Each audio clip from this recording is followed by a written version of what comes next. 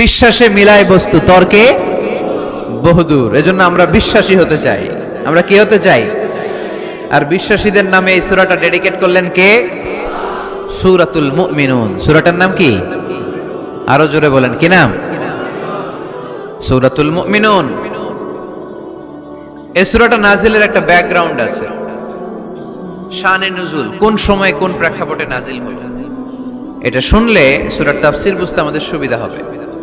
আল্লাহ রাসূল সাল্লাল্লাহু আলাইহি ওয়াসাল্লাম সাহাবাদেরকে নিয়ে বসা, হঠাৎ করে উমরে ফারুক মৌমাছির আওয়াজ শুনতে পেলেন, বনবন বনবন আওয়াজ। হাদিসটা এসেছে মুসনাদ ইবনে আহমদ ইবনে হাম্বলে, সুনানে তিরমিজিতে। বনবন মৌমাছির যখন আওয়াজ, উমরে ফারুক মৌমাছি খুঁজতে আরম্ভ করলেন, কিন্তু কোনো মৌমাছি উনি খুঁজে পান না। তখন উনি বুঝতে পেলেন আসলে এটা মৌমাছি না, এখনই আল্লাহ রাসূল সাল্লাল্লাহু আলাইহি ওয়াসাল্লামের উপর কোরআনের আয়াত নাজিল করতেছে কে? অনেকগুলো পদ্ধতিতে আল্লাহ রাসূল সাল্লাল্লাহু আলাইহি ওয়াসাল্লামের কাছে কোরআন এসেছে। আমরা তো মাগনা কোরআন পাইছি, সুন্দর করে এমদাদিয়া কোম্পানি ছাপাই দিছে, আব্বা কিনা বাসায় নিয়ে আসছে, এবার আমি রমজান মাসে কোরআনের খতম দেই। আহা, আল্লাহ রাসূল সাল্লাল্লাহু আলাইহি ওয়াসাল্লাম কি এত সহজে কোরআন পেয়েছে? না, অনেক কষ্ট করে তিনি কোরআন রিসিভ করতেন। মিসলা সালসালাতিল জারাস, মাঝে মাঝে ঘন্টার ধ্বনির মতো কোরআন নাজিল হতো। প্রাইমারি স্কুল ছুটি হলে দপ্তরি ঘন্টা বাজায় না, ধাম ধাম বিকট আওয়াজ হয়। এরকম আওয়াজে যখন কোরআন নাজিল হতো, আল্লাহ রাসূল সাল্লাল্লাহু আলাইহি ওয়াসাল্লাম কোরআন রিসিভ করতে যেয়ে ঘেমে যেতেন শীতের রাতে। আজকে একটা শৈত্য প্রবাহ গেছে না, প্রচন্ড শীত। দুপুরবেলা আমার প্রোগ্রাম ছিল কিশোরগঞ্জের, কি নাম, পাকুন্দিয়া। প্রচন্ড শীতে লোকজন কাঁপছিল। আপনাদের তো প্যান্ডেল আছে, ওদের প্যান্ডেলও ছিল না, খোলা ময়দানে লক্ষ লক্ষ মানুষ। এই প্রচন্ড শীতের রাতে আম্মাজান আয়েশা রাদিয়াল্লাহু তাআলা আনহা উনি কাঁপতেন, আর এই কোরআন রিসিভ করতে যে বিষ্ণু ইসা ইসলাম ঘামতেন। সুবহানাল্লাহ বলতে পারলেন না? এত কঠিন ছিল ওহি রিসিভ করা। ইন্না সানুলকি আলাইকা কওলান সাকিলা, নবী হে, এই কোরআনের বাণীটা অনেক সাকিল, ভারী।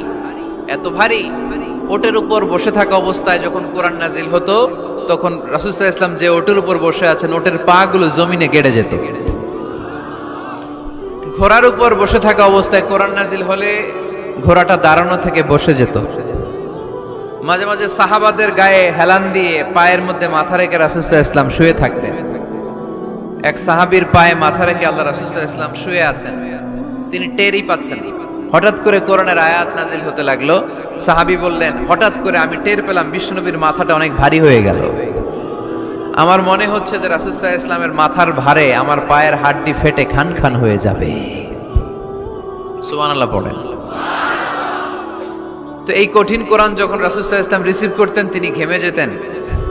আবার মাঝে মাঝে সাইয়েদনা জিবরাইল আলাইহিস সালাম সরাসরি ওনার সূরাতে আসতেন কোরআন নিয়ে। হেরা পর্বতে আর সিদরাতুল মুনতাহায়, এই দুই জায়গায় আল্লাহ রাসূল সাল্লাল্লাহু আলাইহি ওয়াসাল্লাম সাইয়েদনা জিবরাইল আলাইহিস সালামের মূল আকৃতিতে ওনাকে দেখতে পেয়েছিলেন। মাঝে মাঝে স্বপ্ন যুগে আসতো এই ওহী। পর্দার আড়াল থেকে মেরাজের রাতে তিনি পেয়েছেন ওহী। মাঝে মাঝে ইউলকা ফি কুলুবি রাসূলিল্লাহ, আল্লাহ রাসূল সাল্লাল্লাহু আলাইহি ওয়াসাল্লামের অন্তরে ওহী ঢেলে দেয়া হতো। আর মাঝে মাঝে মিসলা সাউতিন নাহাল, মৌমাছির ভনভন ভনভন আওয়াজের মতো কোরআন নাজিল করতো কে? ভনভন আওয়াজ দেখে ওমরে ফারুক বুঝলেন এটা আসলে মৌমাছি না, কোরআনের আয়াত। কোরআনের আয়াত নাজিল শেষ, আল্লাহ রাসূল সাল্লাল্লাহু আলাইহি ওয়াসাল্লাম চেহারা ঘুরিয়ে সাহাবীদের দিকে মুখ করে বসলেন আর বললেন, এইমাত্র সূরাতুল মুমিনুনের শুরুর দিককার আয়াতগুলো আমার কাছে নাজিল হয়েছে। এখানে আল্লাহ তাআলা মুমিনের 7টি গুণের কথা বলেছে। কয়টি? সবাই বলতে হবে, কয়টি গুণ?